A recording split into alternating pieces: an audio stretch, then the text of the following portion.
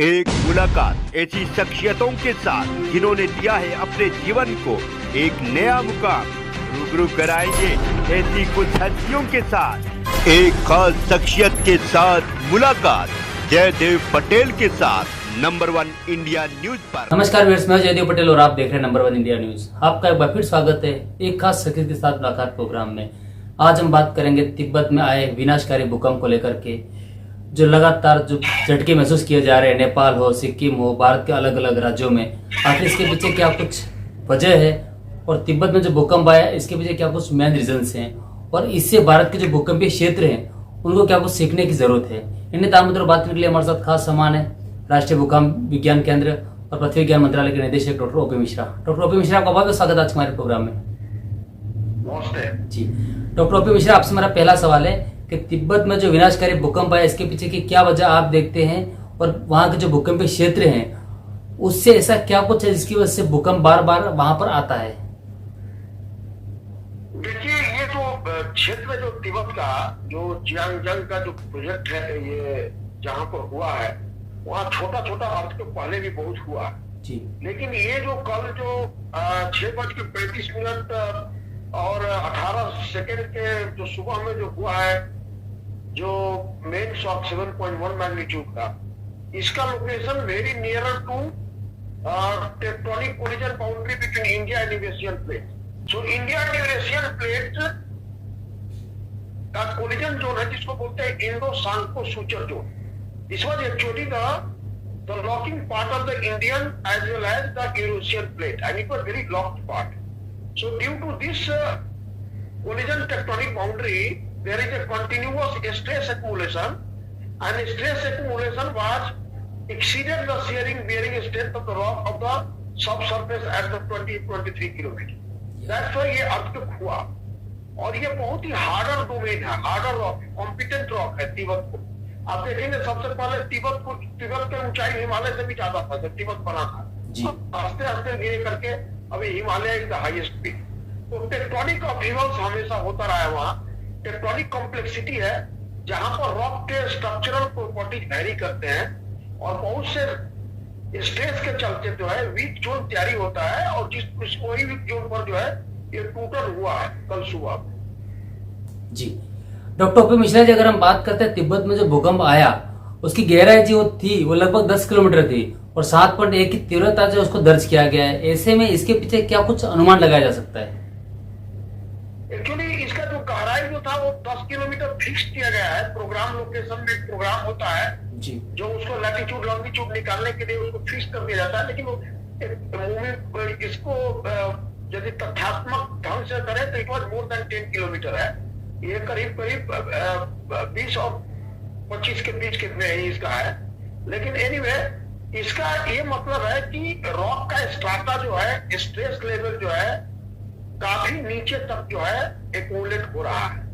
और ये जो है पूरी जो है इंडियन प्लेट के यदि इंडो सांको सूचर जोन के साउथ में हुआ है, इसका मतलब है कि लॉकिंग पाथ जो है यहाँ पर जो है कॉम्पिटेंट है, जो कि स्ट्रेस को सहन नहीं किया है, जो टूटा है जी। तो एक तो ये अंदेशा है। दूसरा है कि आपके जो सैलो अर्थक्वेक जो हो रहे थे, छोटे छोटे मैग्नीट्यूड जो सैलो अर्थक्वेक हो रहे थे, उनका एनर्जी रिलीज हुआ जिसके चलते जो है आफ्टर शॉक्स जो है करीब 116 तक अभी तक हो चुका है। तो ये भी एक अच्छा है कि पहले से ही छोटा अर्थक्वेक हो रहा था, इसलिए जो है आफ्टर शॉक्स भी ट्रिगर्ड हुआ और नॉर्थ साउथ डायरेक्शन में जहां पर रप्चर है उसी के इर्द गिर्द में ये हुआ है। तो इसे ये अनुमान लगाया जा रहा है कि वो स्ट्रेस जोन नया जोन नहीं है, पुराना स्ट्रेस जोन है जहां पर ऑलरेडी एक्यूमुलेट होता है और रिलीज होता है जी। डॉक्टर ओपी मिश्रा जी, अगर हम बात करते हैं तिब्बत में आए भूकंप को लेकर के, तो इससे कौन कौन से देशों में और खासकर भारत के किन किन राज्यों में इसका इफेक्ट देखा गया? देखिए, हम लोगों ने इसका शेपिंग के माहौल से यदि देखे तो काफी जो है सिक्किम को इसका पूरा ये हुआ, सिक्किम हुआ, वेस्ट बंगाल है और बिहार के जो एरिया है जहां पर कि ग्राउंड एक्सेलरेशन मैक्सिमम मापा गया है मधुबनी में जी। तो ये क्या है कि वहां से जब होता है तो बहुत से हिमालय से जो भी अर्थक्वेक होता है वो पास करता है, जिसमें एलुवियल मटेरियल से एम्प्लीफिकेशन होते हैं और जहां पर सेडिमेंट थिकनेस ज्यादा होता है और जहां पर एलुवियल होते हैं।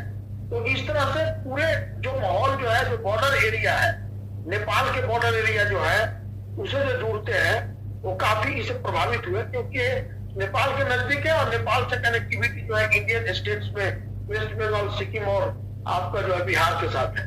तो ये सब जो है थोड़ा सा काफी जो है परसेप्टेबल सेटिंग फील किया लोगों ने। और दूसरी बात यह है कि आपको याद होगा कि 2011 में नेपाल सिक्किम का अर्थक्वेक हुआ था, जिसका मैग्नीट्यूड 6.9 था। वहां से ये करीब 200 किलोमीटर दूर है, ये जो एपिसेंटर जो हुआ है कल वाला अर्थक्वेक। तो वहां पर छोटे छोटे अर्थक्वेक से करें तो रप्चर के इन्फ्लुएंस जोन में ही आते हैं। तो इसलिए जो है शेकिंग वहां से होगा तो सिक्किम का एरिया का जो नॉर्दर्न पार्ट ऑफ सिक्किम है दे एबल टू फील।